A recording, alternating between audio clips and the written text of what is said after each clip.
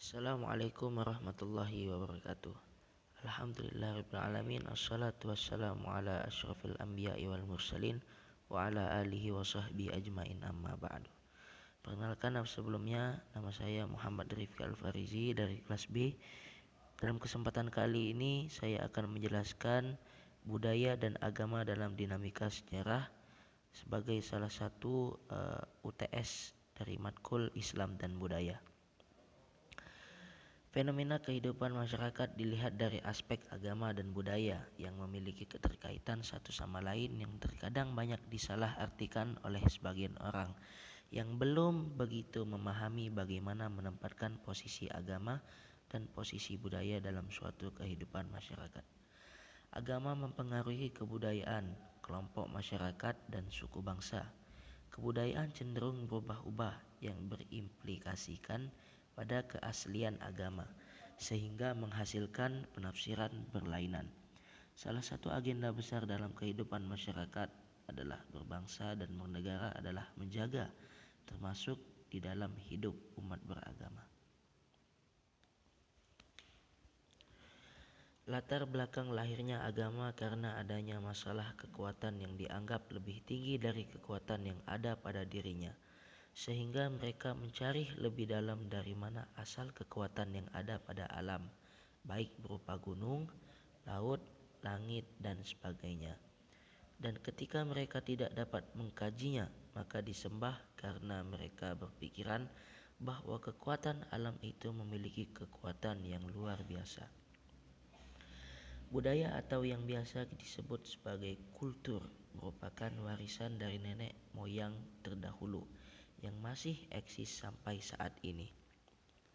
Suatu bangsa tidak akan memiliki ciri khas tersendiri tanpa adanya budaya yang dimiliki. Budaya-budaya itu pun berkembang sesuai dengan kemajuan zaman yang semakin modern.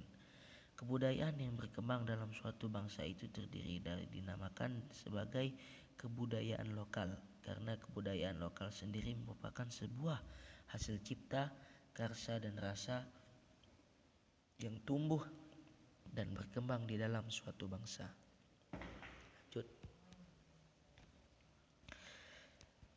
Jadi di sini kita memiliki rumusan masalah adalah sebagai berikut. Yang pertama, bagaimana perbedaan konsep agama, budaya, dan masyarakat. Yang kedua, bagaimana perspektif agama, kebudayaan, dan masyarakat di Indonesia. 3. Mengapa manusia sebagai pencipta dan pengguna kebudayaan. 4. Bagaimana peranan dan hubungan kebudayaan dengan agama dalam masyarakat. 5. Bagaimana pengaruh agama Islam dalam kehidupan masyarakat Indonesia. Jika dilihat dari kaitan Islam dengan budaya, paling tidak ada dua hal yang perlu diperjelas. Pertama, Islam sebagai konsepsi sosial budaya dan Islam sebagai realitas budaya. Kedua, Islam sebagai konsepsi budaya ini oleh para ahli disebut dengan great tradition atau tradisi besar, sedangkan Islam sebagai realitas budaya disebut little tradition atau tradisi kecil, atau local tradition, tradisi lokal, atau juga bisa disebut sebagai Islamic hit, bidang-bidang yang Islamik yang dipengaruhi Islam. Lanjut. Tradisi Islam dibagi menjadi dua, yaitu tradisi besar dan tradisi kecil. Tradisi besar Islam adalah doktrin-doktrin original Islam yang permanen atau setidak-tidaknya merupakan interpretasi yang melekat ketat pada ajaran Islam. Dalam ruang yang lebih kecil, doktrin ini tercakup dalam konsepsi keimanan dan syariah atau hukum Islam yang menjadi inspirasi pola pikir dan pola bertindak umat Islam. Tradisi-tradisi ini seringkali juga disebut dengan center atau pusat yang dikontraskan dengan periferi atau pinggiran. Ya, begitulah. Tradisi kecil atau local Islamic tradition adalah realm of influence, kawasan-kawasan yang berada di bawah pengaruh Islam atau great tradition. Tradisi lokal ini mencakup unsur-unsur yang terkandung di dalam pengertian budaya yang meliputi konsep atau norma, aktivitas serta tindakan manusia, dan berupa karya-karya yang dihasilkan masyarakat. Istilah lain adalah proses akulturasi antara agama Islam dan budaya. Lanjut. Kebudayaan mempunyai kegunaan sangat besar bagi manusia. Hasil karya manusia menimbulkan teknologi yang mempunyai kegunaan utama dalam melindungi manusia terhadap lingkungan alamnya. Sehingga kebudayaan memiliki peran sebagai berikut. 1. Suatu hubungan pedoman antar manusia atau kelompoknya.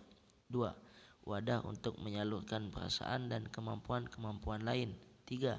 Sebagai pembimbing kehidupan dan penghidupan manusia. 4. Pembeda manusia dan binatang. 5. Petunjuk-petunjuk tentang bagaimana manusia harus bertindak dan berperilaku di dalam pergaulan. 6. Pengatur agar manusia dapat mengerti bagaimana seharusnya bertindak dan berbuat. 7. Sebagai modal atas dasar pembangunan. Ya, jadi itulah yang dapat saya jelaskan mengenai Islam dan budaya ini. Sekian dari saya mengenai budaya dan agama dalam dinamika sejarah. Lebih kurangnya saya mohon maaf, kepada Allah saya mohon ampun. Billahi taufik wal hidayah wa ridha wal inayah. Assalamualaikum warahmatullahi wabarakatuh.